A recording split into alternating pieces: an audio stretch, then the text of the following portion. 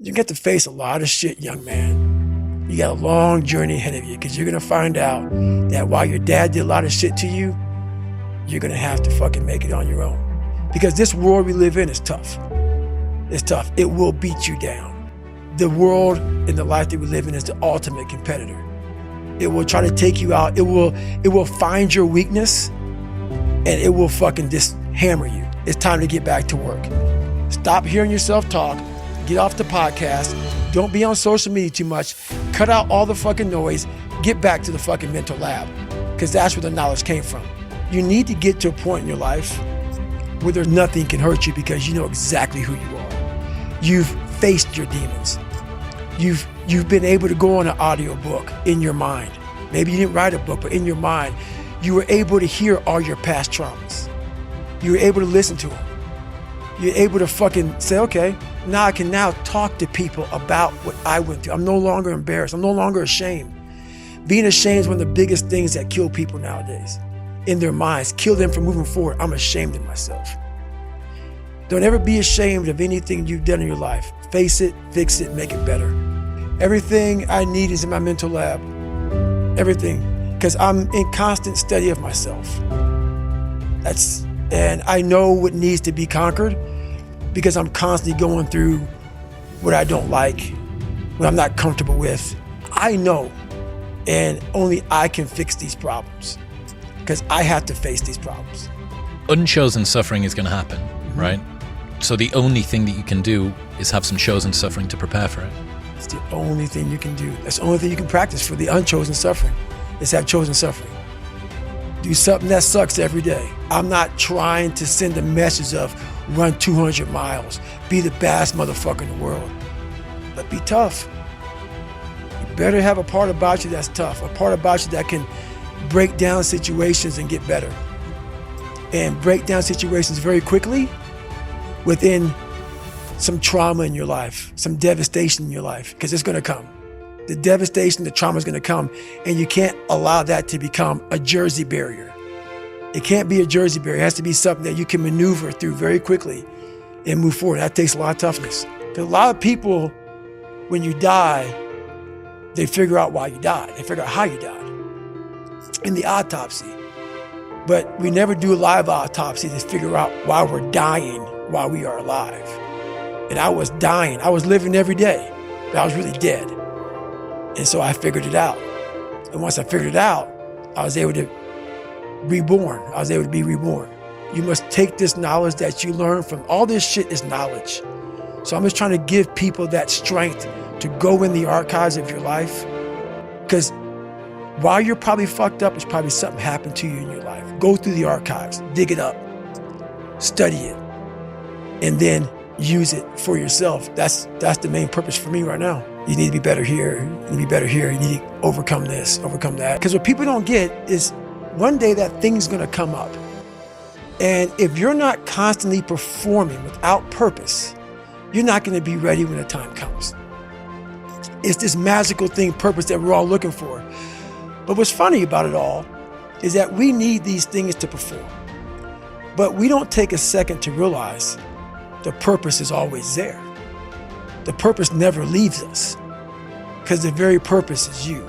So if you wake up in the morning and you don't want to do something, you don't care enough about yourself. And that's what you need to really research is, man, why am I not doing this for myself? Because that is the number one purpose in life, is to better oneself. I was born David Goggins. David Goggins wasn't good enough. He was a scared, bullied, abused kid who struggled in life. And that kid, whenever something got tough, no matter how hard I trained, no matter how ready I was, whenever something got tough for me, David Goggins, the real David Goggins, would come out and he would quit.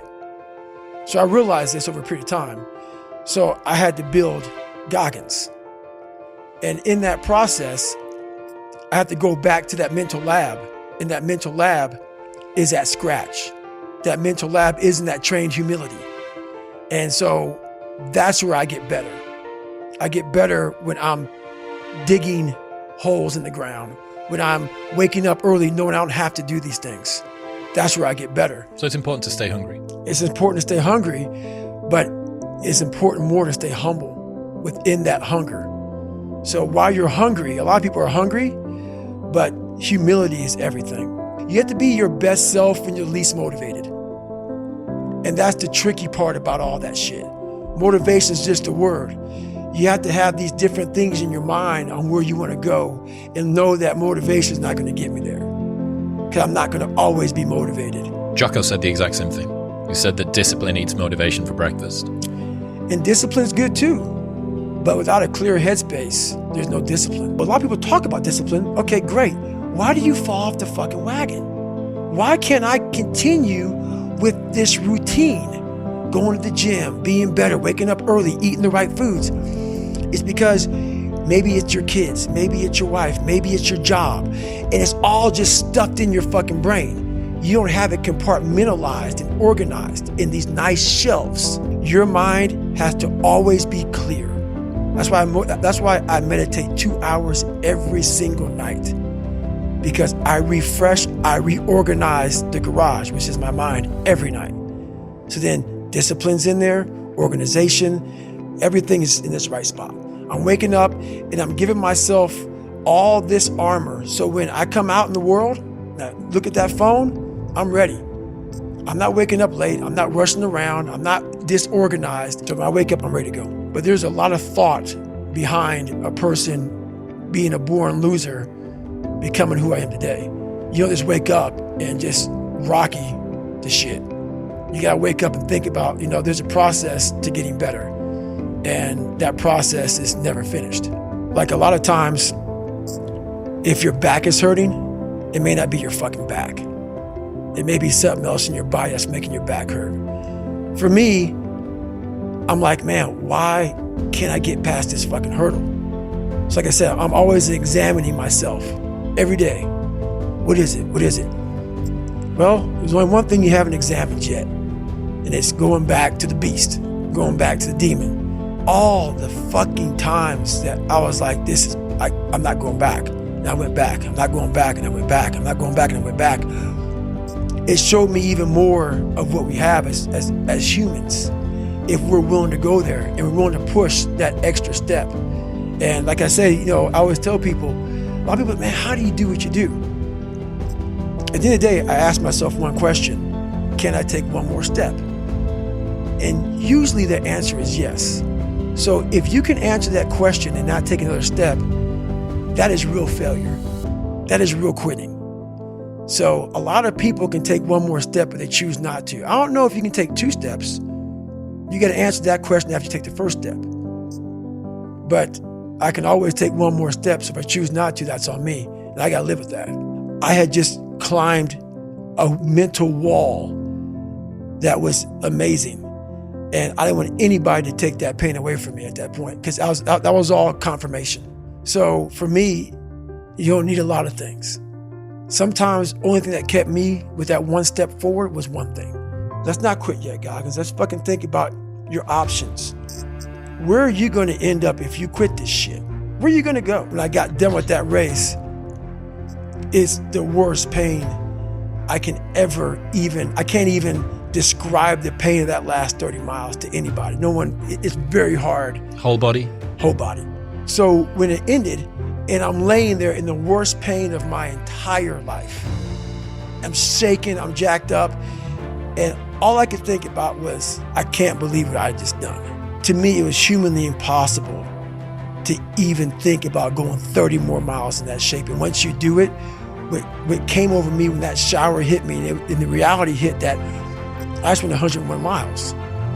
And that last 31 miles was something that I can't even describe to people. What's amazing about the human mind is that it becomes your new norm. Like to think that I can run 200 miles, 240 miles, and that becomes like running 50. I never thought that was possible. This is why I'm always pushing that limit, because I know that within pushing these limits, there's always more. Did that set the tone or the rhythm for what you wanted to try and achieve and feel again? Each time you're pushing further? there's more difficulty? I never wanted to feel it again. But what it did was it showed me what is possible. And that's what set the new stage for me. That's when I realized, oh man, I've really been underachieving my entire life. But it taught me what is possible. It taught me that, okay, I got it, check. I'm about action, and action means less talking and more doing. So that's where I've been. It only takes 1 second for you to lose the whole thing. So the 1 second decision is just that. You're in a situation where life is sucking. Let's say you're in extreme cold water and your life is flashing before your eyes. Every time that wave goes over your head, your thought process is, I gotta get the fuck out of this water. And you're in Hell Week. And you're hour 1 of 130 fucking hours. It's cold, I can't be cold this long. And then this is where that 1 second decision comes in. You forgot every reason why you wanted to be there. You don't care about SEALs. You don't care about any of this shit. You don't care about fighting for your country. All you want to do is go back home. You want the warmth. You may want something to eat. You want your girl to hold you. All those things of comfort are there in that 1 second. And this is where people lose. So what I do in that 1 second, because we all think about quitting when shit's hard. But what you have to do in that 1 second is hard to process information during pain. Because that pain takes over and you can't think rationally. You're thinking about fight or flight, save yourself. That's not a rational thought. It's not a thought that's going to get you through hard times. Most people fail that 1 second. So what happens, what I do, I start thinking logically. I calm my brain down because your brain just wants to get the fuck out. It's about gaining control of your mind, putting things back in the proper perspective, and then saying, I really do want to be here. And I'm going to have a bunch of these 1 seconds through this 130-hour journey. And I have to learn to control these, because if I fail one of these 1 seconds, I will not be a SEAL. I will not be a doctor. I will not be a lawyer. I will not be whatever the fuck it is. So that's how important that 1 second decision is. It's all about your mind takes control of you. You have to say, fuck you. I run this motherfucker. There's no other way to make it out here. I mean, you can't just always be, head down in the sand. You got to learn to pick yourself up on your own. A lot of times these fights and these battles, you got to be your own fucking coach. You got to be your own motivator. So there's a lot of people in this world who don't want to see you make it because they think you could take a piece of their pie. I've learned to study people before I react, because there's no successful person in the world who's in a good headspace that's going to ever attack anyone in that kind of manner. There's always going to be something wrong with them. So you got to always dive a little deeper before you get your feelings hurt. Take time. Take that 1 second to pull back and study them. Because most people who are in good places, they don't care about what you're doing. They don't care about what you're doing. They don't try to destroy you. They actually will try to build you up versus destroy who you are as a person. So that's where I'm at now in life, is most people who do that, they're in a very dark, dark place. As you get bigger, as you get more successful, you open the door for people to critique every fucking thing you do. And most of the people who are critiquing you usually aren't where you are. And all their critiquing comes from people who are really at a low level of life, which is sad. But what we do, people who are on the upper level, hearing the haters at the lower level, like I said, you'll never meet a hater doing better than you. True statement. So I started making these mixtapes with all of these hate messages about people talking shit. And it became such a source of fuel that it was amazing, because I know why you hate me. You hate me because you're probably in the bed right now. You're probably an underachiever. You're probably somebody who doesn't want to do anything with your life. So I make you question everything about yourself. So I'm going to continue making you question yourself by coming out here and being even more successful. So what happens is, there's days where I'm like, you know what? I really don't want to do this today. And I'm like, oh, hang on. So I listen to that while I run. I sometimes play it in the house. It's half comical and it's half inspiring. I'm actually inspired by it because I know I'm gonna get hit in the fucking mouth. There's an art to getting hit in the fucking mouth. And that is why these things are important. You have to wake up and you have to give yourself belief. You have to give yourself confidence. So it starts with that run. Belief is like, there's an after school special belief where the mom says, believe in yourself, and that's all great, but there's also a built belief. How I build belief is through the daunting tasks I put myself through. So that's proof positive that I can. You don't become confident by shouting affirmations in the mirror, but by having a stack of undeniable proof that you are who you say you are. Outwork your self-doubt. Yes, because a lot of people will, and some of these motivational people out here, it's the funniest thing in the world to me. They'll go and say, when you wake up in the morning, pound your chest. Fucking look at yourself in the mirror and do all this fucking bullshit. I hope it works. What works for me is that everyday resume. The things I know I've accomplished, the things I know I've done, real hard work, the real calluses on my mind, the real calluses on my hands. That's it. You must build belief. You must build confidence and say, I can knock that shit out.